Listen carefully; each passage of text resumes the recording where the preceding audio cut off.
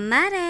For today's video, samahan nyo kami sa ganap ngayong araw. Kabangon nga lang ng kumarin nyo sa higaan at tignan nyo naman inaantok pa. Alas 7 na nga yan ng maga mga mare habang ito nga mag-aama ay natutulog pa. Stay nga ngayon ng opening ko kaya naman ayan kailangan bumangon ng maaga. Siyempre kailangan nating mag-asikaso bago nga pumasok sa trabaho. Nagtambay nga lang ako saglit sa pinto mga mare at after nga nun binuksan ko na nga itong aking tindahan. Walis-walis at pinagpag ko nga lang mga mare yung basahan namin dyan at sobrang alikabok. Magtitimpla na nga sana ako dyan ng kape mga mare kaso nga lang ayan nagising si Ate Kiana kaya naman inayos ko na nga muna yung buhok niya. After ko nga ipunin si Ate Kiana mga mare asikasuhin ko nga lang muna itong aking babaunin. Nurungan ko na nga yung mga kasangkapan kagabi mga mare para nga ngayong maga kako ay wala na akong ganong gagawin. For the init na nga ako ng tubig dyan mga mare para nga magkape. Nahihirapan na nga kami na kada magkakape na lang ay magpapakulo kami ng tubig. Paano ba naman kasi itong Telmos na nabili namin ay lumalami? Kaya naman nga kako sa day off ko ipaparte ko na nga bumili ng Telmos at takuri. At kopi nga lang yung kinakape ko sa umaga mga mare kalahating tasa lang yan tas may konting matamis. At habang nagkakape po natambay nga lang ako dito sa sala. Ang sarap talaga gumising mga mare pagka wala nang tatrabahuin sa umaga. Nagising na nga rin itong si daddy mga mare kaya naman ipagtimpla ko na nga daw siya ng kape. Buti nga kamo mainit pa itong nasa heater kaya naman pwede pa kakot kasya pa sa isang tasa. Dati nga mga mare 3-in-1 lagi namin kinakape. Pero dahil nga acidic ako kailangan ay black coffee na nga lang ang kakapihin ko. At habang nagkakape nga kami mga mare magsisigang na nga muna ako nitong aming sinaing. Tuwing nagsasaing ako mga mare dinadagdagan ko na nga para nga pag uwi namin ng gabi meron na nga rin kaming panghapunan. Yung dalawang gatang nga na isinasaing ko mga mare nakakapagbaon na ako, nakakapag-almusal pa kami at meron pa nga kaming hapunan. Matipid nga lang din kami sa bigas mga mare minsan nga lang nalalakas lang dahil napapanisan. At eto nga nadaan nga si Ninang dito at nakipaghuntahan lang saglit. For the bida nga ang mga person habang nagkakape.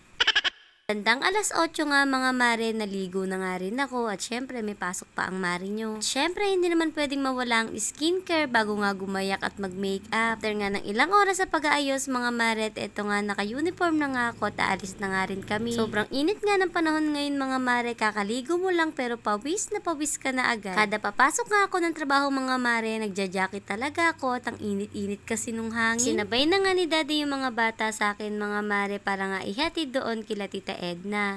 Fast forward, nakarating na nga ako dito sa aking trabaho. Hindi na nga ako nagdiretso ng CR mga mare, nagdiretso na nga ako sa taas at doon na nga lang ako magpoponi. Medyo naghigpit kasi dito sa trabaho namin mga mare, bawal na kami malate kahit nga 1 minute lang. Kaya naman to dumadali ako dito sa pag-akyat ng hagdan. At eto nga papasok na ako sa loob at buti na nga lang may bakanting bangko dito. At after nga ng ilang minutong pagtambay at eto nga nakapagponi na nga rin ako ng buhok. Meron pa nga akong 3 minutes para nga magmuni-muni dito. At yun na muna mga mare for today's videos. Bye!